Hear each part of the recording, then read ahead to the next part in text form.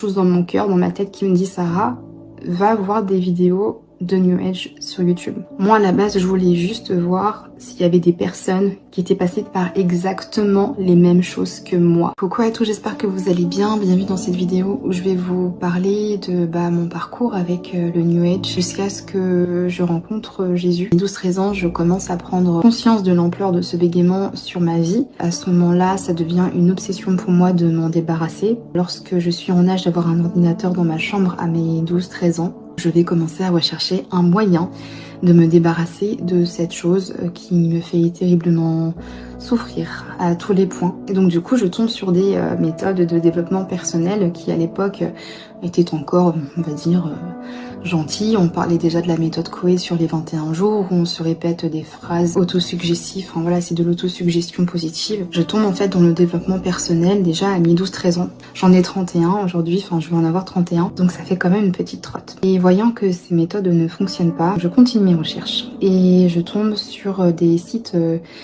qui sont un peu plus développement personnel avec de l'ésotérisme dilué, et je le comprendrai bien après évidemment, mais effectivement à ce moment-là je tombe sur des forums où on parle ouvertement de voyance, de magie, de ce genre de choses. Je commence à converser avec des voyants et je pose la question fatidique: quelle sera ma vie? Est-ce que je vais tout le temps souffrir de ça? À quoi va ressembler ma vie universitaire? À quoi va ressembler ma vie professionnelle? Forcément, puisque moi je voyais les autres très à l'aise à l'oral, je voyais les autres avec un talent évident, mais moi c'était très compliqué déjà de juste avoir confiance en moi pour pouvoir voir mes talents. Alors je me disais très souvent, mais si je ne suis pas capable d'aligner 3 mots, à quel moment est-ce que je vais voir dans quoi je suis bonne? Pourquoi est-ce que Dieu m'a faite en fait? Pourquoi est-ce que Dieu m'a créée? Et j'ai vécu comme ça dans l'errance toute ma vie. Ce qui a fait que j'ai consulté des médiums, des voyants à certaines périodes de ma vie, même si à des moments j'arrêtais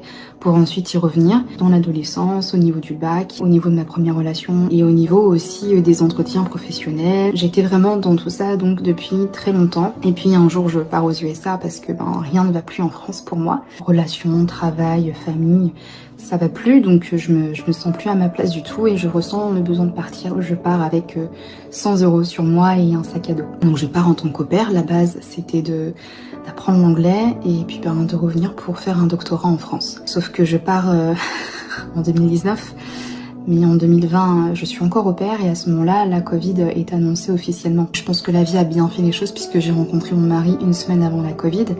Et donc du coup je suis toujours avec lui, voilà, ça fait 5 ans.